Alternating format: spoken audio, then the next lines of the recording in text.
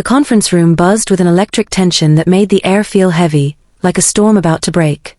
Across the polished mahogany table, Michael Stevenson III sat slouched in his father's executive chair, his perfectly tailored suit unable to mask the arrogance radiating from every pore.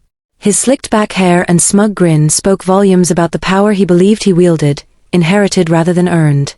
Across from him, Evelyn Carter maintained her composure despite the tremor threatening to betray her hands. At 54, she had weathered countless boardroom battles, but nothing could have prepared her for this moment. "You've been here what? 25 years." Michael drawled, his designer watch catching the morning light as he lazily checked the time. "Time flies when you're collecting a paycheck, doesn't it?" The corners of his mouth twitched upward in amusement at his own joke.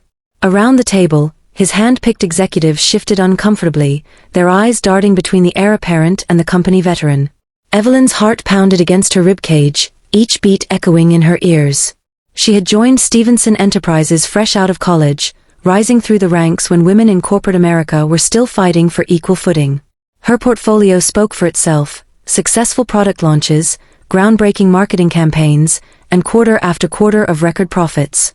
Yet none of that seemed to matter now, not to this entitled upstart barely half her age. "Michael," she began, her voice steady despite the turmoil inside, "I understand your father wanted fresh perspectives, but dismantling divisions that have consistently performed." "Oh please," he interrupted with a dismissive wave, his laughter cutting through her words like a knife. "You're living in the past, Evelyn. This isn't your mother's company anymore." His chuckle grew louder, more condescending with each passing second. "Do you even know what TikTok is? Or are you still stuck on MySpace?" The room fell silent except for Michael's mirth, which reverberated off the glass walls. Evelyn felt the heat rising in her cheeks, but she refused to look away, meeting his mocking gaze with unwavering determination. 2 decades of mentoring young professionals, of championing diversity initiatives, of building bridges where others saw only walls, all dismissed in a barrage of cruel laughter. Her fingers tightened around the leather portfolio in her lap, the edges digging into her palms. Outside the floor-to-ceiling windows, Manhattan stretched endlessly, its skyscrapers piercing the clear blue sky. The city she had conquered, the empire she had helped build, now felt like it was slipping through her fingers. But beneath the surface of professional defeat lay something far more personal, the bitter taste of being rendered invisible by privilege and presumption. As Michael finally caught his breath, wiping a non-existent tear from his eye, Evelyn noticed several members of his entourage exchanging uneasy glances. Some looked genuinely uncomfortable, while others wore carefully constructed masks of indifference. In that moment, she realized the depth of the challenge ahead, not just protecting her career, but preserving the integrity of everything she had worked for in a company that suddenly seemed determined to forget its roots. "You think this is funny?" she asked quietly, her voice carrying more weight than any raised tone could have mustered. The question hung in the air, transforming Michael's smirk into something more calculating. For the first time since the meeting began, he straightened in his chair, sensing perhaps that he had underestimated his opponent. But before either could speak further, his phone buzzed loudly against the table, breaking the charged silence and signaling that their confrontation was far from over. The dismissal came swiftly, delivered with the casual cruelty of someone who had never known true struggle. Michael waved his hand dismissively, as if shooing away an insignificant fly. "Pack your things, Evelyn. We'll have HR send you the paperwork." The finality in his voice struck like a physical blow, each word calculated to wound. "Consider this your golden parachute. Though I doubt anyone would hire you at your age anyway." Evelyn's mind raced as she gathered her belongings, her movements methodical despite the storm raging within.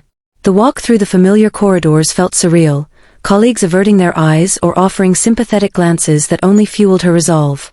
25 years of hard-won respect reduced to pitying looks in a single morning. As she stepped into the elevator, the doors closing behind her, she caught sight of her reflection. Not the defeated woman Michael imagined, but a seasoned warrior with battle scars and wisdom etched into every line of her face.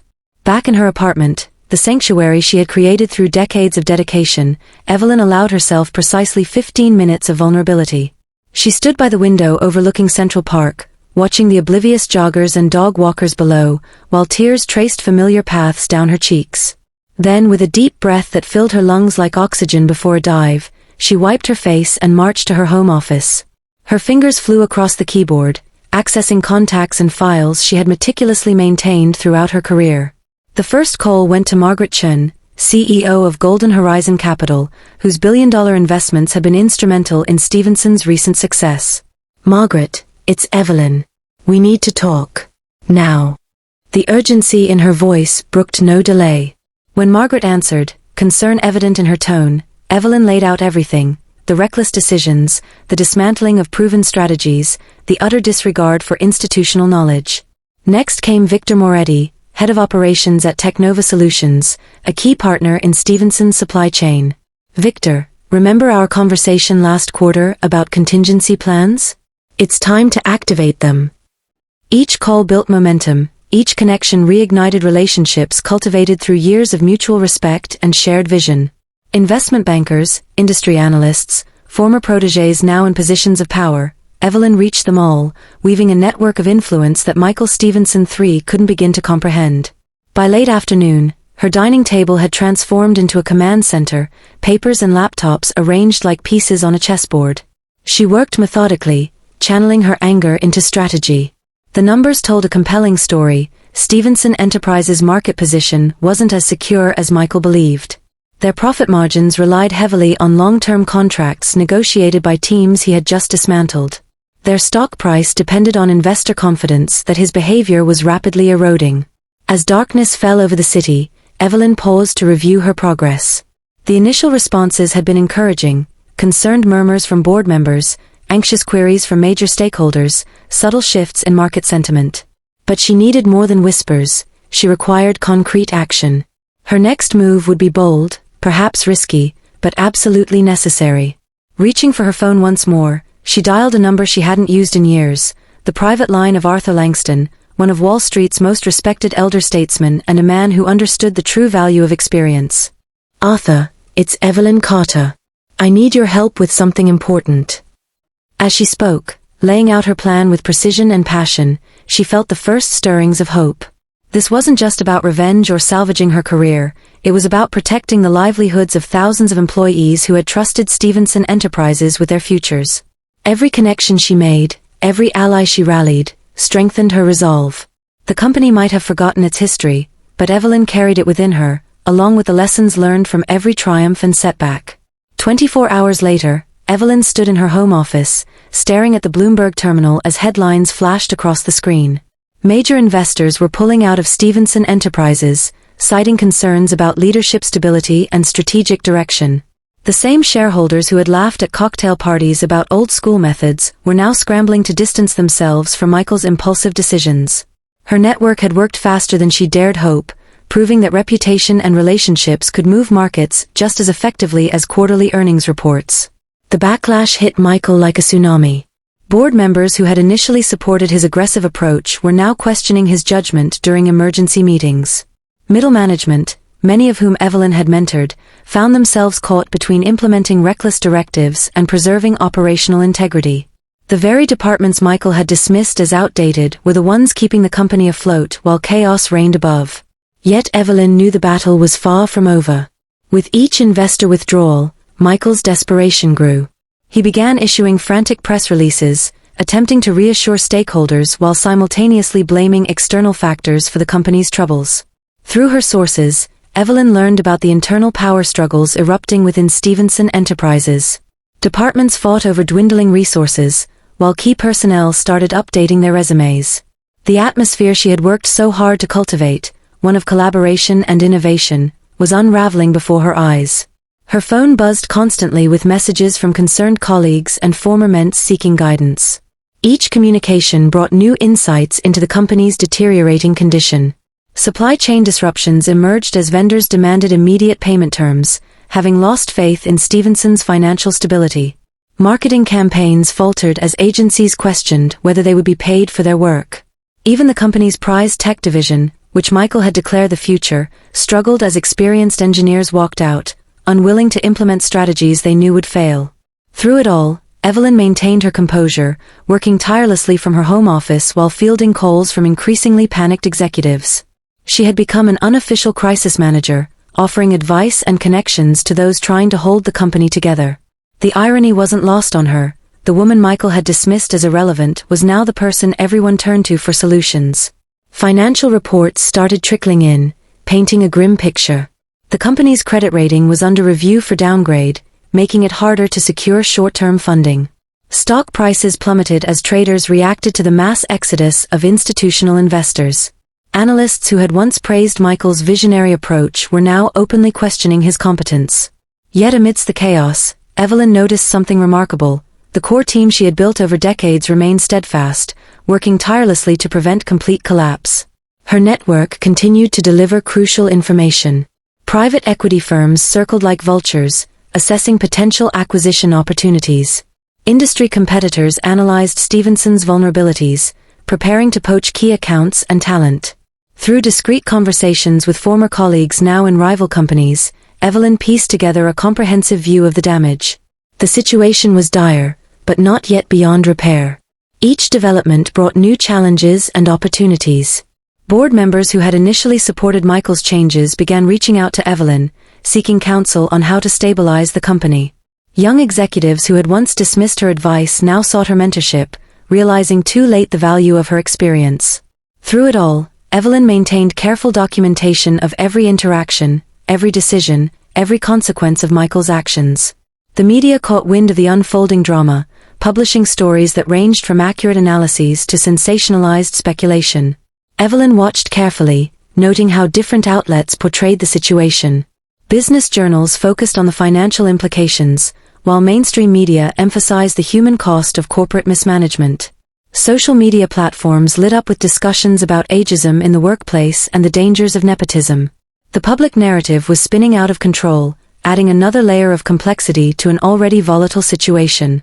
Late at night, when the calls subsided and the emails slowed, Evelyn allowed herself moments of reflection.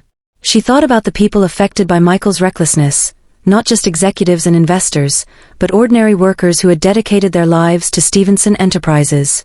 Factory workers in Ohio, customer service representatives in Texas, research teams in California, all connected by a company culture that was now fraying at the edges. The weight of responsibility pressed heavily on her shoulders, but it also fueled her determination. As dawn broke over Manhattan, Evelyn reviewed her strategy notes, adjusting her approach based on the latest developments. The coming days would be critical. Michael's response to the investor exodus would determine whether Stevenson Enterprises could survive intact. She knew she couldn't fix everything, but she could ensure that the company's legacy wouldn't be defined by a single misguided leader. Her experience taught her that crises often revealed true character, both in individuals and organizations. Now it was time to see what Stevenson Enterprises was really made of. The pressure mounted as Michael's attempts to regain control became increasingly erratic. He called emergency meetings at all hours, demanding explanations from department heads who had no answers to give. His public statements grew more defensive, blaming everything from market conditions to internal sabotage for the company's woes. Behind closed doors, Evelyn learned through her network that he was considering drastic measures, selling off profitable divisions, restructuring debt in ways that would cripple future growth, even exploring a fire sale of company assets. Her phone vibrated with a message from Sarah Mitchell, the CFO who had tried to warn Michael about the consequences of his decisions. "He's losing it," the text read. "Wants to liquidate the R&D pipeline. Says we need quick cash." Evelyn's heart sank. The research and development division represented years of investment and innovation, exactly the kind of long-term thinking Michael claimed to support when he took over. Liquidating it would be corporate suicide, destroying any chance of future competitiveness. In her home office, Evelyn spread out documents detailing the company's most promising projects. Some were near completion, others still in early stages, but all represented potential breakthroughs in sustainable technologies. These weren't just financial assets, they were commitments to a better future, promises made to customers and communities. Destroying them would devastate not just Stevenson Enterprises, but the entire industry. She picked up her phone, dialing a number she hadn't used in months. "Arthur, we need to act quickly. If we don't stop this, the damage will be irreparable." Meanwhile, Michael's inner circle began to fracture. Executives who had initially supported his aggressive approach started distancing themselves, some quietly reaching out to Evelyn for guidance. Through these conversations, she learned about secret meetings where desperate plans were discussed, everything from hostile takeovers of smaller competitors to controversial partnerships with dubious foreign investors. Each revelation painted a clearer picture of a leader willing to sacrifice everything for short-term survival. The human cost became impossible to ignore. Layoffs began rippling through departments Michael deemed non-essential, though Evelyn knew they were crucial to maintaining operational integrity. Experienced workers, many nearing retirement age, found themselves suddenly unemployed. Young professionals who had joined Stevenson Enterprises full of hope watched their career paths evaporate overnight. The company's employee assistance program, which Evelyn had helped establish, reported a surge in mental health concerns. Yet amidst the chaos, unexpected alliances formed. Former rivals within the company began collaborating to protect essential functions. Cross-departmental teams emerged organically, driven by shared purpose rather than hierarchical command. Evelyn observed this grassroots resistance with quiet satisfaction, recognizing the resilience she had always believed existed within the organization. These informal networks reached out to her, seeking advice on how to navigate the storm while preserving what mattered most. Financial institutions started taking notice. Banks reconsidered their lending terms, insurance providers adjusted their risk assessments, and credit rating agencies issued warnings that sent shockwaves through the business community. Each development added pressure to an already volatile situation, creating a feedback loop of declining confidence and increasing desperation. Michael's attempts to counter these challenges grew more extreme, his decisions more impulsive. Through her extensive network, Evelyn monitored these developments with forensic precision. Every report, every rumor, every whispered conversation in corporate corridors provided valuable intelligence. She maintained detailed records, cross-referencing information from multiple sources to separate fact from speculation. Her home transformed into a nerve center of corporate warfare, with phones ringing constantly and encrypted messages arriving from every corner of the business world. The stakes kept rising. Potential buyers emerged, some legitimate, others predatory. Industry regulators began scrutinizing Stevenson's practices more closely, raising questions about compliance and ethical standards. Competitors adjusted their strategies, some seeing opportunity in their rivals' weakness, others concerned about the broader impact on market stability. Through it all, Evelyn remained focused, her decades of experience guiding her through the chaos like a seasoned captain navigating a perfect storm. As the crisis entered its second week, Evelyn faced a dilemma that tested her principles. A consortium of investors approached her with a proposal: leverage her influence to orchestrate a hostile takeover of Stevenson Enterprises, positioning her as interim CEO. The offer came with substantial financial incentives and the promise of restoring order to the company she had helped build. For a moment, she allowed herself to consider it, imagining the satisfaction of proving Michael wrong, of demonstrating that experience and wisdom still held value in the corporate world. But as she stared at the confidential documents spread across her desk, Evelyn recognized the deeper implications. A hostile takeover would mean sacrificing everything she had fought for, the company culture she had nurtured, the values she had instilled, the trust she had earned. It would transform her from protector to predator, validating the very tactics she despised. Instead, she drafted a counterproposal, suggesting a structured intervention that would preserve Stevenson's core while forcing necessary reforms. She reached out to Arthur Langston again, this time with a more ambitious plan. Her network responded with cautious optimism. Key stakeholders expressed interest in a solution that balanced accountability with continuity. Former colleagues who had left the company returned her calls, offering support and expertise. Young professionals she had mentored emerged as unexpected allies, using social media to organize grassroots movements advocating for responsible leadership. The tide was turning, but not in the way Michael anticipated. Inside Stevenson Enterprises, the atmosphere grew increasingly tense. Employees formed underground communication channels, sharing information about impending changes and coordinating efforts to protect critical operations. Managers began implementing unofficial protocols to maintain continuity, circumventing directives they knew would cause irreparable harm. The company's IT department quietly backed up essential data, while legal teams documented every questionable decision for potential future scrutiny. Financial pressures mounted daily. Credit lines froze, suppliers demanded upfront payments, and revenue projections collapsed under the weight of uncertainty. Michael's attempts to secure emergency funding met with skepticism from lenders who had once courted Stevenson Enterprises aggressively. Insurance premiums skyrocketed as carriers reassessed risk levels. The domino effect rippled through every aspect of the business, exposing vulnerabilities that Evelyn had warned about during previous downturns. Through it all, Evelyn maintained her position as both observer and strategist. She declined interviews and public statements, focusing instead on behind-the-scenes coordination. Her phone became a lifeline connecting disparate elements of the corporate ecosystem: investors, regulators, industry groups, employee representatives. Each conversation added pieces to the puzzle, clarifying the path forward while revealing new challenges. The complexity of the situation demanded constant recalibration of strategy, adapting to developments that sometimes changed by the hour. The situation reached a critical juncture when news broke about Stevenson Enterprises' flagship product facing potential recall due to quality control issues. The problems traced back to recent staffing cuts in the quality assurance department, cuts Michael had implemented against Evelyn's explicit warnings. As reports flooded in from concerned customers and partners, Evelyn watched Michael's carefully constructed facade begin to crack. Board members who had remained silent now demanded answers, while regulatory agencies launched investigations into safety protocols. Through her network, Evelyn learned that Michael was considering drastic measures to address the crisis: outsourcing production to unvetted facilities, cutting corners on testing procedures, even falsifying compliance documentation. Each option represented not just poor business decisions, but potential legal liabilities that could destroy whatever remained of Stevenson's reputation. Her sources within the company reported growing dissent among senior management, with several executives preparing resignation letters rather than participate in such practices. The ethical implications weighed heavily on Evelyn. She had devoted her career to building a company that prioritized integrity alongside profitability. Watching Michael gamble with consumer safety for short-term gain stirred emotions she hadn't felt in years. Late at night, she reviewed case studies of similar corporate failures, analyzing patterns that led to catastrophic outcomes.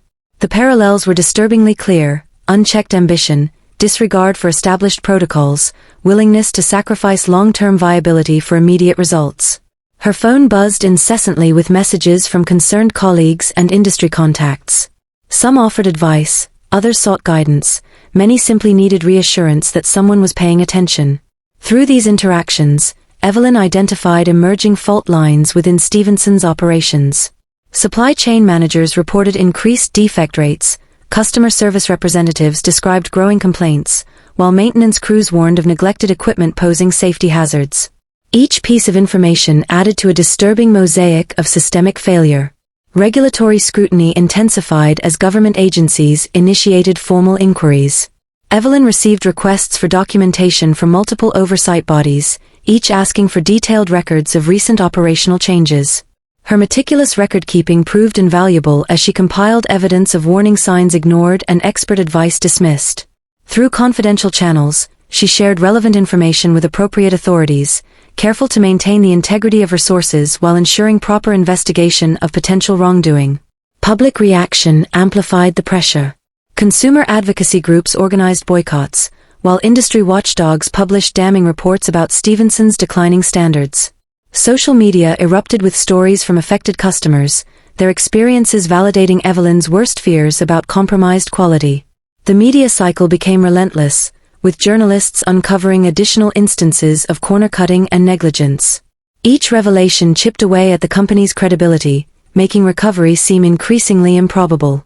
Yet amidst the chaos, Evelyn observed something remarkable. Ordinary employees, factory workers, technicians, quality control specialists, began organizing informal networks to identify and address critical issues. They shared best practices, coordinated efforts to maintain standards, and documented instances of unsafe conditions. These grassroots movements demonstrated the inherent goodness within the company's workforce, people who cared deeply about their products and customers despite leadership's failures. The financial impact became impossible to ignore.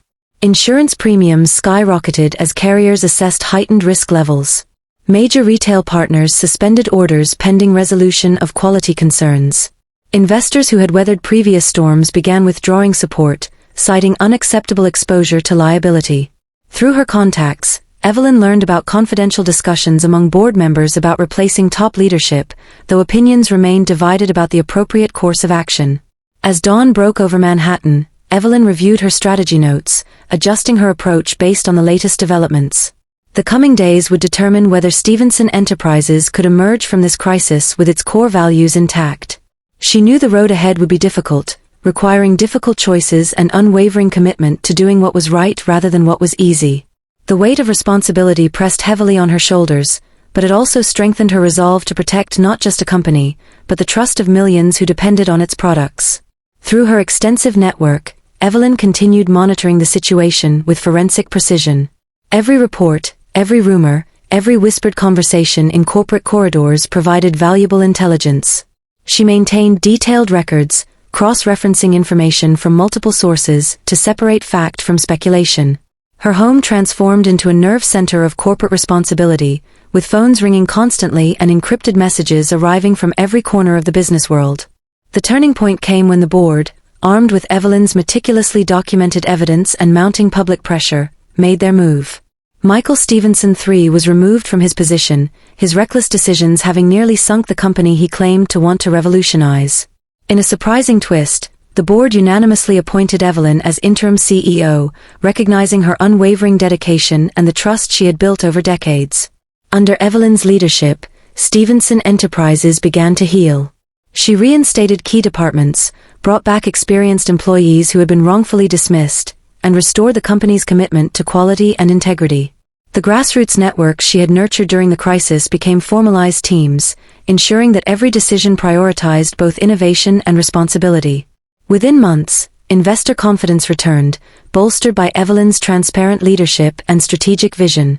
Major partners renewed contracts, and customers expressed renewed faith in the brand. Most importantly, the employees, those who had stood firm through chaos, felt valued again, knowing their work mattered beyond profit margins. 1 year later, Evelyn stood on the same stage where Michael had once mocked her, now delivering a keynote speech at the company's annual summit.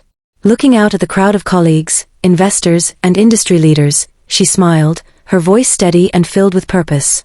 "Experience isn't outdated," she said. "It's the foundation we build upon to create something enduring." As applause erupted, Evelyn allowed herself a moment of quiet pride, not just for saving Stevenson Enterprises but for proving that wisdom, resilience, and integrity could still triumph over arrogance and short-sighted ambition. The company emerged stronger than ever, a testament to what happens when values are placed above vanity. And Evelyn Carter? She didn't just survive, she thrived, inspiring generations to come.